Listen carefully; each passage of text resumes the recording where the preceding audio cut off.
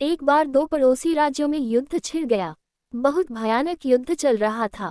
युद्ध में बहुत सारे सैनिक घायल हो जाते थे। दोनों राज्यों की सेना में ऐसी कर्मचारी भर्ती किए गए थे जिनका काम था युद्धस्थल पर जाकर अपनी अपनी सेना के घायल सैनिकों की मरहम पट्टी करना और उन्हें पानी पिलाना। उनमें से एक राज्य की सेना का एक कर्मचारी था। पंडवन युद्धस्थल पर जाता और घायल सैनिकों को पानी पिलाता और उनकी मरहम पट्टी करता। उसे जो भी घायल सैनिक नजर आता, चाहे वह उसकी अपनी सेना का हो या विरोधी राज्य की सेना का हो, उसकी सेवा करता। इस बात पर कुछ सैनिक ने राजा को शिकायत की कि पंडवन विरोधी राज्य के घायल सैनिकों को भी मरहम पट्टी करता और उन्हें पानी पिलाता है।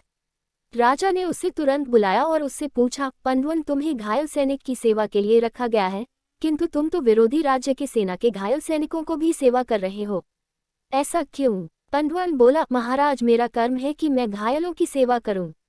मैं जब युद्ध स्थल पर जाता हूं तो मुझे सिर्फ दर्द से कहारते घायल मानव नजर आते हैं। मुझे उनमें अपना या विरोधी नजर नहीं आता है। मुझे सिर्फ अपना कर्म याद रहता है, इसलिए मैं हर घायल की सेवा करता हूँ।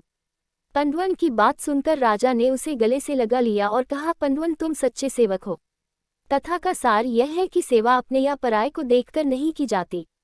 जिस सेवा में पक्षपात हो वह सेवा नहीं होती।